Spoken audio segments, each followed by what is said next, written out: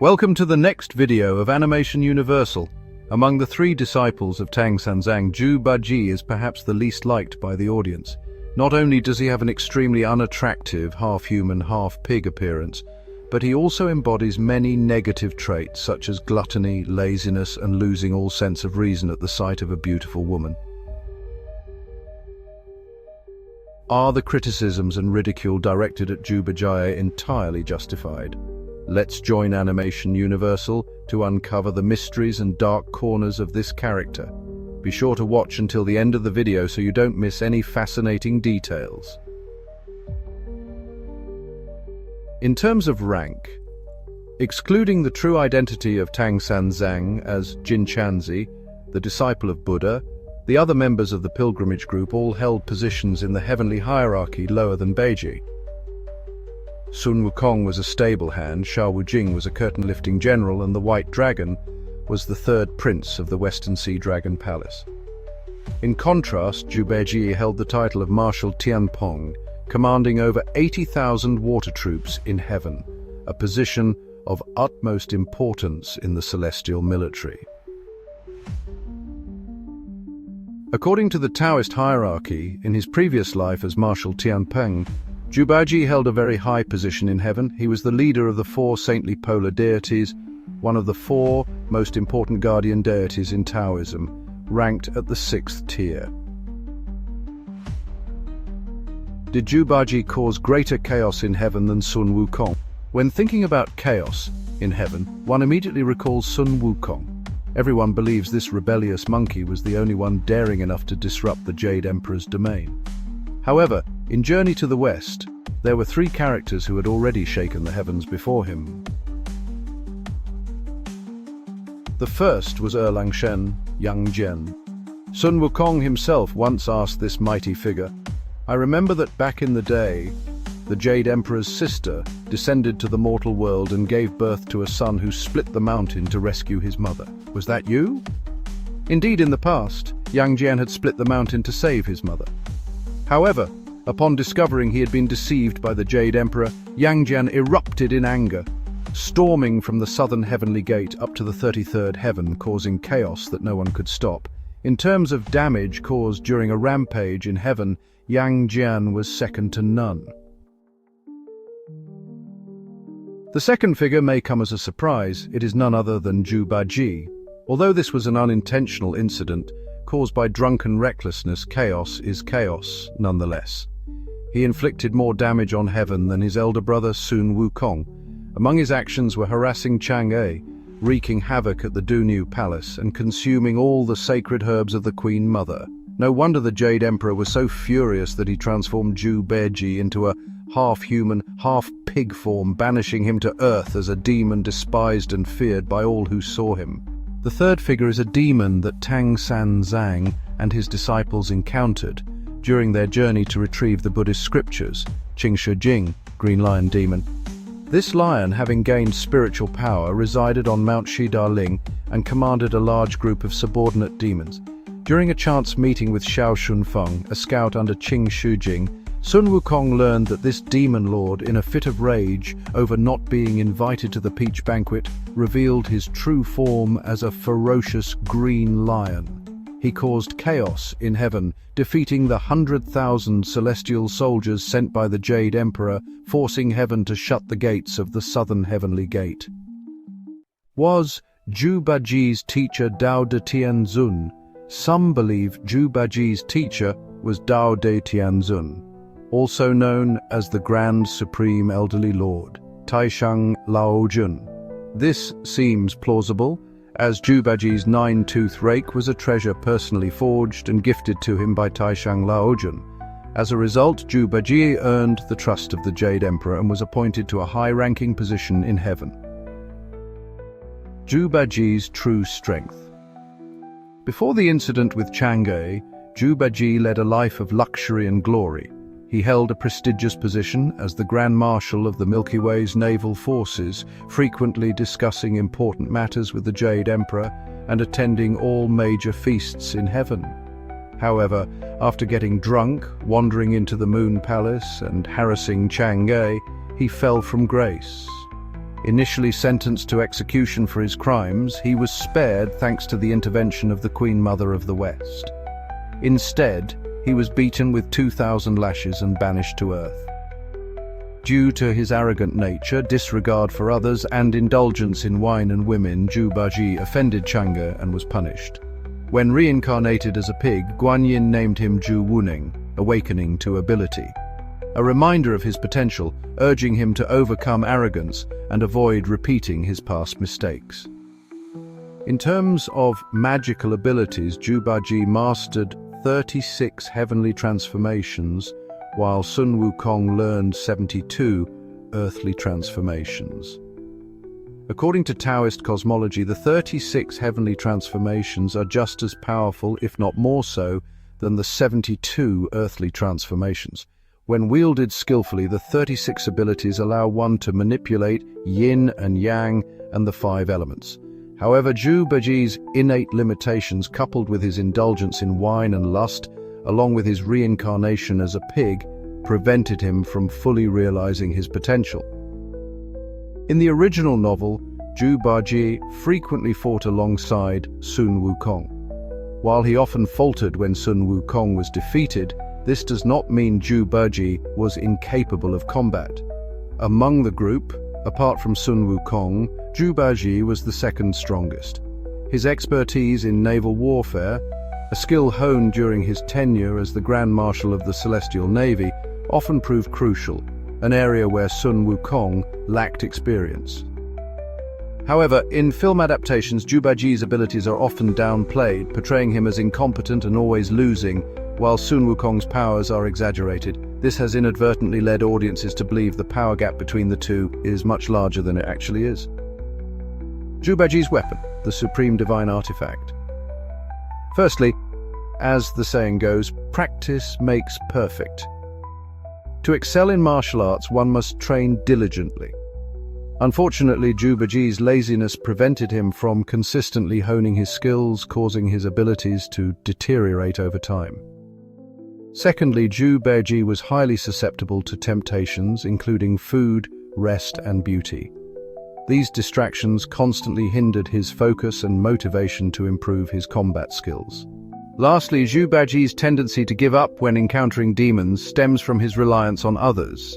He understood that these encounters were preordained trials. Instead of treating them as opportunities to practice, he often left the hard work to his brothers, merely pretending to fight before retreating.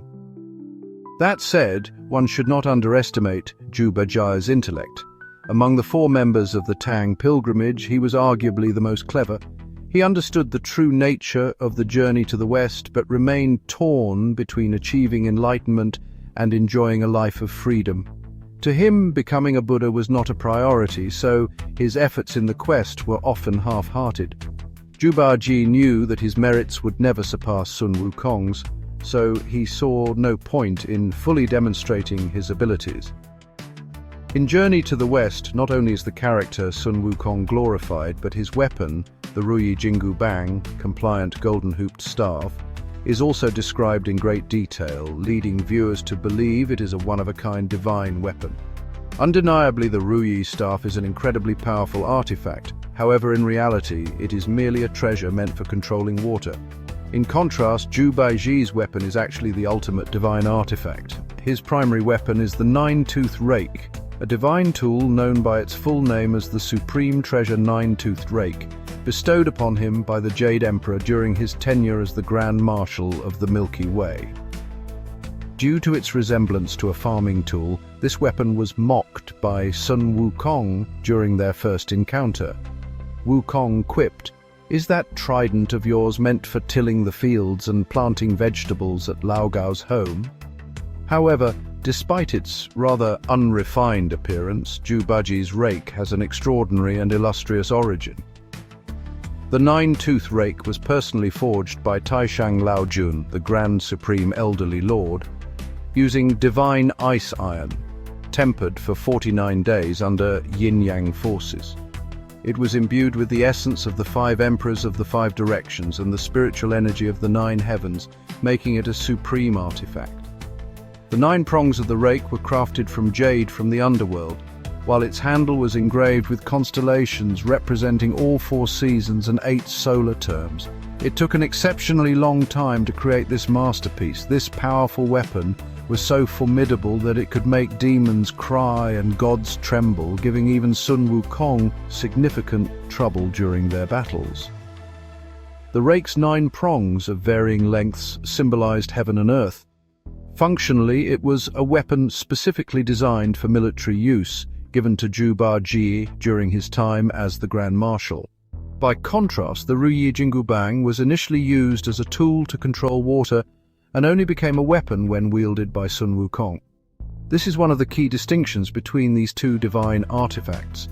Furthermore, in Chapter 89 of Journey to the West, after the Yellow Lion demons stole the weapons of Tang Sanzang's 3 disciples, the demons had a conversation. Second brother, our king has been very fortunate recently. Last month he obtained a beautiful woman whom he brought back to the cave and deeply cherishes. Just last night he also acquired 3 weapons, which are truly invaluable.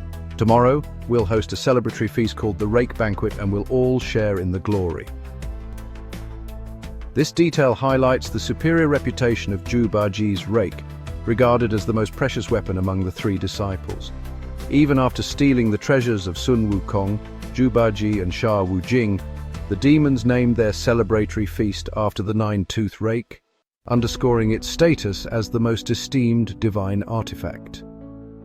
This is also why many believe that Zhu Bajie's 9-tooth rake is not only the most powerful weapon among Tang Sanzang's disciples, but also one of the most formidable and renowned artifacts in the world of Journey to the West.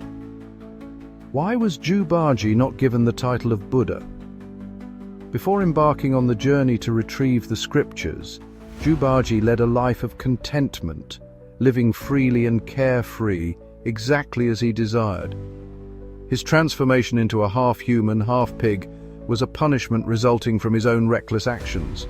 For these reasons, Zhu Bajie initially had no interest in joining the pilgrimage. However, when Guanyin Bodhisattva persuaded him, she not only promised him boundless prospects, the chance to become a celestial or Buddha, and escape his half-human, half-pig form, but also enticed him with the prospect of traveling far, tasting human delicacies, and enjoying life's pleasures. This seemed to be the only reason he eventually agreed. Yet in the end, the Bodhisattva did not fulfill her promise. After the successful completion of their pilgrimage, Tang Sanzang became a Buddha, Sun Wukong also attained Buddhahood, Sha Wujing was honored as a Vajra Arhat, and the white dragon transformed into a celestial dragon. Zhu Bajie, however, was only granted the title of messenger and retained his half-human, half-pig form instead of being fully restored to his human appearance. Why was this the case? In truth, after violating the heavenly laws and being cast down to earth, Zhu Bajie reincarnated as a pig. All the feats he accomplished were achieved in his current life and bore no relation to his previous identity as the Grand Marshal of the Milky Way. As such, his achievements in this lifetime were tied solely to his identity as Zhu Bajie. Moreover, Zhu Bajie's former identity as the Grand Marshal placed him under the jurisdiction of the Jade Emperor in heaven. If Buddhism were to transform him into a pure human spirit, would he then belong to Buddhism or return to heaven? Only by maintaining his current half-human, half-pig form could he remain under the purview of Buddhism. Zhu Bajie endured numerous hardships alongside Tang Sanzang and his companions during the journey, yet he was only granted the title of messenger. Unsurprisingly, Zhu Bajie was dissatisfied. In Journey to the West, Zhu Bajie even questioned Buddha, asking, "Why am I only a messenger?" This revealed his true feelings of discontent over not attaining Buddhahood. When considering Zhu Bajie's behavior throughout the pilgrimage, his lack of promotion becomes clearer. Despite possessing considerable abilities comparable to Sun Wukong, Zhu Bajie was often lazy, choosing leisurely tasks over effort. He was gluttonous and remained entangled in worldly desires, particularly lust. On several occasions, he attempted to abandon the group by dividing their belongings, sowing discord, or outright quitting the journey. Hence, his failure to attain Buddhahood is understandable. In reality, Zhu Bajie had no genuine intention of retrieving the scriptures because joining Buddhism would subject him to its strict precepts. With this mindset, whenever the group faced difficulties, Zhu Bajie frequently sought to divide their luggage and return to Gao village. Clearly, his ultimate goal was not enlightenment, but rather a comfortable life with a beautiful wife. In the final trial, near the end of their journey, at the cloud-crossing river, the disciples encountered a simple wooden bridge over raging waters spanning 8 to 9 miles. While Sun Wukong urged his master and fellow disciples to cross the bridge to attain enlightenment, Zhu Bajie refused to step onto it, fearing the dangers. Instead, he proposed using his magical powers to fly across. Zhu Bajie said, "The river is wide, the waves fierce. That single wooden plank is narrow and slippery. Who dares to step on it? It's too slippery. I can't cross. Let me fly over instead." This small incident reflects his timidity and lingering flaws, even at the journey's end. Thus, despite crossing the cloud-crossing river, Zhu Bajie was not deemed worthy of becoming a Buddha. There is another reason as well. Buddha would never allow someone like Zhu Bajie, who remained entrenched in worldly desires, to attain Buddhahood. Such an act would tarnish the sanctity of Buddhism. Buddha was well aware of Zhu Bajie's unquenchable cravings and lack of enlightenment. Allowing someone like him to ascend could potentially harm Buddhism's reputation, and even Buddha himself would be criticized. Zhu Bajie was aware of these truths, but still harbored feelings of envy. After being granted the title of messenger and enjoying all the offerings and worldly delicacies, he eventually grew bored and felt confined. Thus, he chose to leave Ling Mountain, wandering the world alone and living a life of freedom and pleasure. Sha Wujing. In Journey to the West, compared to Sun Wukong and Zhu Bajie, Sha Wujing is the least developed character. Also known as Sha Monk, he was Tang Sanzang's youngest disciple on the journey to retrieve the scriptures in the West. He possessed 18 transformation abilities, fewer than his 2 elder brothers, Sun Wukong 72 transformations, and Zhu Bajie 36 transformations. Before joining the pilgrimage, Sha Wujing was a demon who specialized in eating humans. 9 of Tang Sanzang's past incarnations met their end at his hands. To make matters worse, he grotesquely strung the skulls of these monks into a necklace he wore as a macabre accessory. When the journey was complete and his merits fulfilled, Sha Wujing was granted the title of Golden Body Arhat Bodhisattva by Buddha. This rank placed him within the Bodhisattva hierarchy rather than that of an Arhat, although his position was lower than that of Tang Sanzang and Sun Wukong. It was higher than Zhu Bajie's. But why did Sha Wujing, who merely carried luggage and rarely fought demons, receive a rank higher than Zhu Bajie? Sha Wujing neither achieved any notable feats during the journey nor redeemed himself from his past atrocities as a demon in the flowing sands river. How then did he earn the title of Bodhisattva? Was it enough to simply be diligent, patient, hardworking, and observant of Buddhist precepts as taught by Buddha? Clearly, that alone would not suffice. Before his fall, Sha Wujing was the curtain-lifting general in heaven serving the Jade Emperor. However, he broke heavenly rules when he accidentally shattered a crystal goblet, resulting in his demotion and banishment to the flowing sands river, where he became a demon. In reality, Sha Wujing's merits were preordained long before the journey began. His elevation to bodhisattva status had been determined prior to joining Tang Sanzang. As we know, Tang Sanzang was the 10th reincarnation of Golden Cicada, Buddha's second disciple. What about Tang Sanzang's first 9 lives? Evidently they were all enlightened monks who, guided by destiny, sought the Western paradise to test and refine their faith. Sha Wujing was tasked with stopping these past incarnations of Tang Sanzang and taking their lives. Buddha orchestrated this to ensure these monks would not reach the Western paradise prematurely, rendering the larger plan pointless. Zhu Bajie willingly bore the infamy of being a human-eating demon. Along the journey, he quietly fulfilled his duties without complaint. Naturally, achieving Buddhahood was beyond his reach since his rank had already been preordained. He was instead elevated to Bodhisattva, which explains his lack of ambition or attempts to claim credit during the pilgrimage. Even though his combat abilities were not significantly weaker than Sun Wukong or Zhu Bajie, he rarely sought recognition. This hierarchy is well demonstrated during their encounter at the Flowing Sands River. Despite the combined efforts of Sun Wukong and Zhu Bajie, they were unable to subdue Zhu Bajie. Ultimately, it required Guanyin Bodhisattva's intervention. In terms of combat prowess, Zhu Bajie was on par with Zhu Bajie and only inferior to Sun Wukong in land battles. Zhu Bajie fully understood his destiny. As a result, he focused solely on his responsibilities, refraining from conflict or arguments. His diligence in fulfilling his assigned role, regardless of the circumstances, is why he is the least emotionally expressive character during the journey to the West. Thank you for watching this video. Don't forget to like, share, subscribe to the channel, and turn on notifications so you won't miss out on future interesting and informative content. Thank you very much. Goodbye and see you next time.